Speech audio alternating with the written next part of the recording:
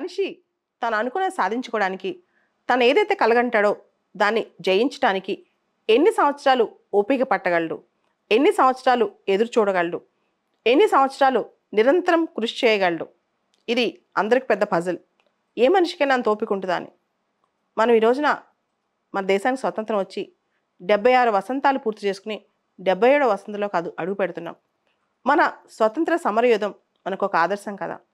మనం గమనిస్తే ఇంత పెద్ద దేశం, ఇంత పెద్ద విభిన్నత కల దేశం, ఇన్ని జాతులు, మతాలు, కులాలు, వీళ్ళందరినీ ఒక తాటిపైన నడిపించిన మహాశక్తి మన స్వతంత్ర సమరయోధులది, ముఖ్యంగా గాంధీ గారు లాంటి వాళ్ళది. సో ఆ టైంలో ఇంత కమ్యూనికేషన్ సిస్టమ్ కానీ, ఇంత తెలివితేటలు కానీ, ఎడ్యుకేషన్ కానీ ఇన్ని లేవు. కానీ వీళ్ళందరూ ఒక చోటకి ఎలా వచ్చారు? అంత బలీయమైన శక్తి ఒకదానికే ఉంది, అదే పేషెన్స్ అండ్ పర్సవరెన్స్. ఏ మనిషి అయినా సరే తను అనుకునేది ఏదైనా సాధించే శక్తి ఉంటుంది. దానికి ఓపిక, సహనం చాలా అవసరం. నిరంతరం పోరాడే పటిమ కూడా చాలా అవసరం. దాంతోపాటు సస్టైనబిలిటీ కూడా ఇంకా ఎక్కువ అవసరం. మనం ఫ్రీడమ్ స్ట్రగుల్లో చూస్తే స్ట్రగుల్ ట్రూస్ స్ట్రగుల్, STS అనే టెక్నిక్ అనమాట. అంటే ఏ మనిషి అయినా, ఏ వ్యవస్థ అయినా ఒకదానికోసం ఒకటే శక్తివంతంగా ఒక 10 ఏళ్ళు, 20 ఏళ్ళు, 30 ఏళ్ళు, 40 ఏళ్ళు పోరాటం చేయాలి అంటే బాగా స్ట్రగుల్ చేయాలి, కొంత దాని నుంచి పాఠం నేర్చుకోవాలి, మళ్ళీ స్ట్రగుల్ చేయాలి, దాని నుంచి పాఠం నేర్చుకుని కొంచెం మనం మార్చుకుంటూ మనం రివ్యూ చేసుకుంటూ ముందుకెళ్ళాలి.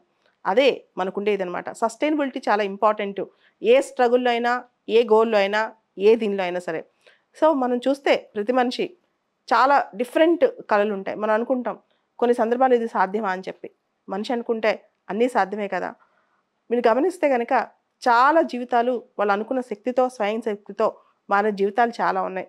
ఒక సినీ కవి చెప్తాడనమాట, గుర్రం ఎగరావచ్చు, లేకపోతే రామచిలక నువ్వు కానువచ్చు అని చెప్పి. అంటే ఒక మనిషి అనుకుంటే ఆ మనిషి యొక్క ఆలోచనలు కానీ, ఆ మనిషి యొక్క విల్ పవర్ కానీ అంతగా తను అనుకునేవన్నీ ఎంత దూరమైనా సరే ఇంపాసిబుల్ థింగ్స్ కూడా పాసిబుల్ చేసేంత శక్తి అనమాట. దానికోసం మనకు కావాల్సింది ఒకే ఒకటి, అదే ఓపిక. ఆ ఓపికతో, సహనంతో, ఆ మొక్కవని ఆత్మవిశ్వాసంతో ముందుకెళ్తూ ఉంటే ఎంతటి కొండనైనా మనం తీసుకొచ్చి పిండి చేసేయచ్చు.